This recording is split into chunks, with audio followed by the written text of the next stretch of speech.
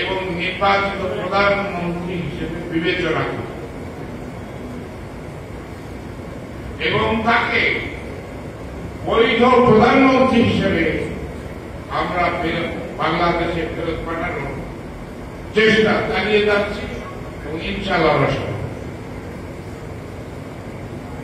এখন আপনারা অনেকেই বৈধ বাহিনী সেখানে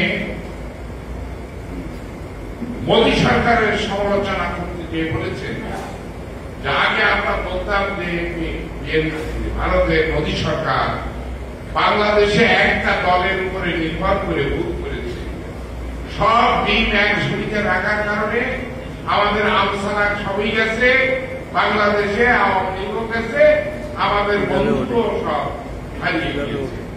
উচিত ছিল বাংলাদেশে আওয়ামী লীগের বাইরেও অন্যান্য দলের সাথে ভারত সরকারের সম্পর্ক গভীরতর করা, কিন্তু এক বছরে আমার কাছে প্রতিমান হচ্ছে আমার কথা না, গৌতম ভাইয়ের কথা যে আমি বলছিলাম এই এক বছরে প্রতিমান হচ্ছে যে বিএনপি সহ যে সমস্ত দল আছে তারা ভারত বিরোধী। সুতরাং ভারতের বন্ধু একমাত্র হাসিনা এবং একমাত্র হাসিনা এবং একমাত্র হাসিনা তাকে আমরা ক্ষমতায় দেখতে চাই, বৈধ প্রধানমন্ত্রী হিসেবে তাকে আমরা বাংলাদেশে পাঠাতে চাই। এই যে পরিকল্পনা ভারতে, এই পরিকল্পনার সাথে জামাতের কার্যক্রমের মিল পাওয়া যাচ্ছে। কি মিল পাওয়া যাচ্ছে আমি সেটা বলি, আমার বক্তব্য শেষ করব। আপনারা জানেন জুলাই মাসে শ্রীলঙ্কায়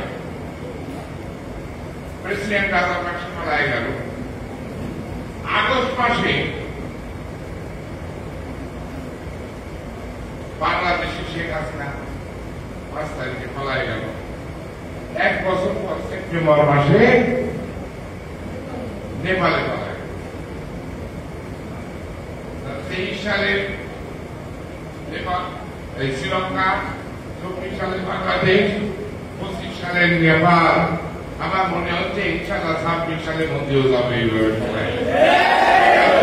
কথা এখন তাদেরকে পরিকল্পনা হবে যে নির্বাচনকে যদি বানচাল করা যায়, নির্বাচন যদি দেশে অনুষ্ঠিত না হয় এবং সেইভাবে একটা দেশে আবার একটা অরাজকতা যায়, সেই সুযোগে আসার আগেই শেখ হাসিনা বাংলাদেশে করবে এবং সেই দিন কোটি কোটি লোক তারা জমায়েত করবে।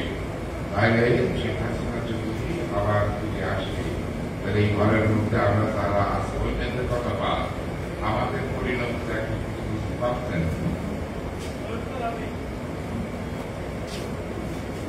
প্রিয় ভাইয়ের আমার শুধু বার্তা বলার জন্য এবং মুসলমান হয়ে ভারতীয়দেরকেও বাংলাদেশে ফেরত পাঠানো হচ্ছে, এই হচ্ছে ভারত সরকারের আমাদের মুসলমানদের প্রদর্শিত নীতি।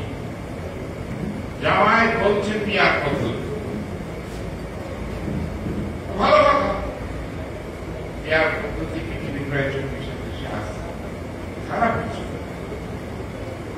আপনার কাছে পাইন ধরবেন, ভালো তাও ভালো। সেইটা নির্বাচনের ম্যানিফেস্টোতে আনে জামায়াত ইসলামী বাংলাদেশ যদি নির্বাচনে জয়লাভ করে এবং ক্ষমতায় যায়, তার মেজরিটি পায়, তাহলে আমরা পিয়ার পদ্ধতি প্রবর্তন করব। নির্বাচনের মাধ্যমে রায় নিয়ে আসেন। আপনি ডক্টর মোহাম্মদ ইউনূসের ঘাড়ে বন্দুক রেখে দেশে আওয়াজ বাঁধাতে চান কেন? আপনারা আমি আসেন, আমি লিঙ্কন, আমি একটা রাজনৈতিক কর্মী হিসেবে আমার উপলব্ধি থেকে জামায়াত সম্পর্কে আপনাদের